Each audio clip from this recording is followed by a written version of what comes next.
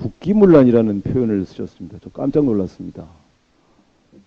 지금 윤석열 정부인데 윤석열 정부 안에서 국기문란이 일어났다 이렇게 대통령이 얘기할 수 있는 거냐. 그 이후에 이 치안감 인사를 둘러싼 진실은 아직도 밝히지 않고 있습니다. 국기문란 정도라고 규정할 정도면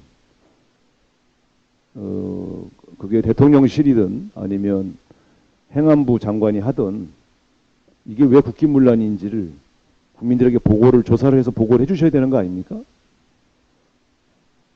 한 나라의 대통령이 정부 안에서 국기문란이 발생했다고 규정해놓고 지금 그 세부적인 내용을 조사도 안 하고 공개도 하지 않는 이 모습은 너무나 저는 충격적입니다.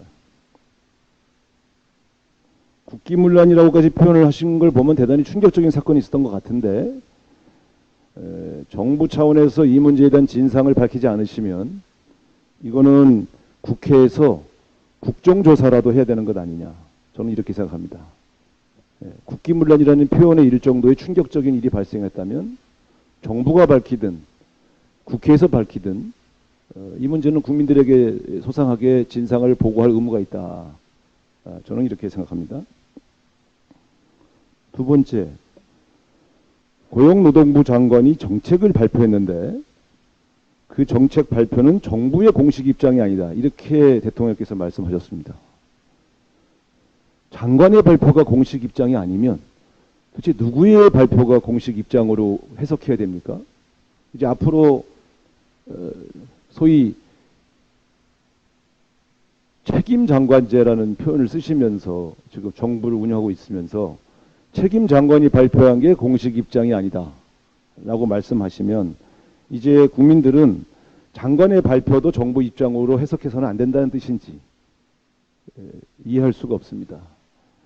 대통령의 이 발언도 매우 충격적입니다.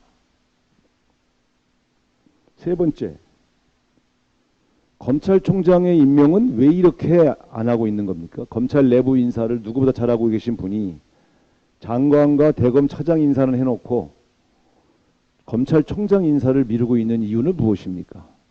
세간의 의혹대로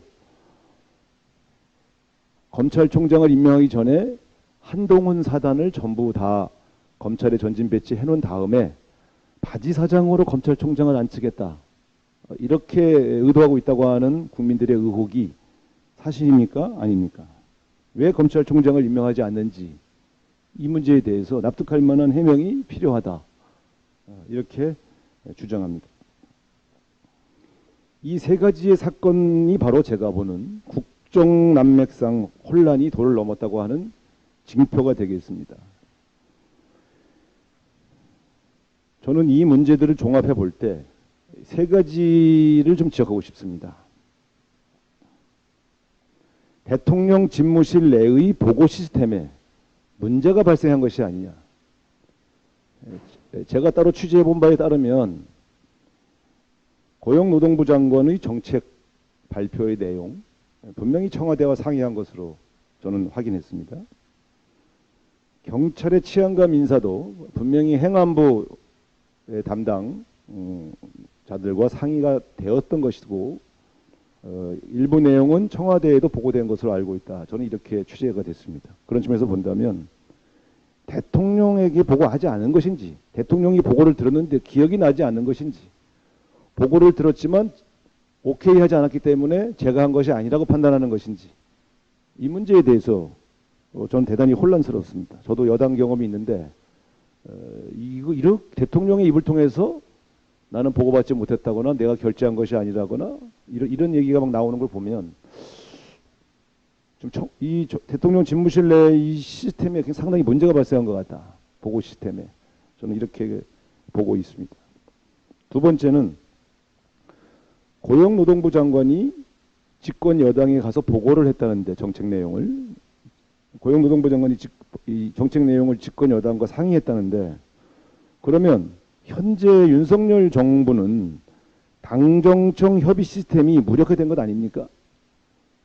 여당 대표는 보고를 들었는데 대통령은 모를 수 있다.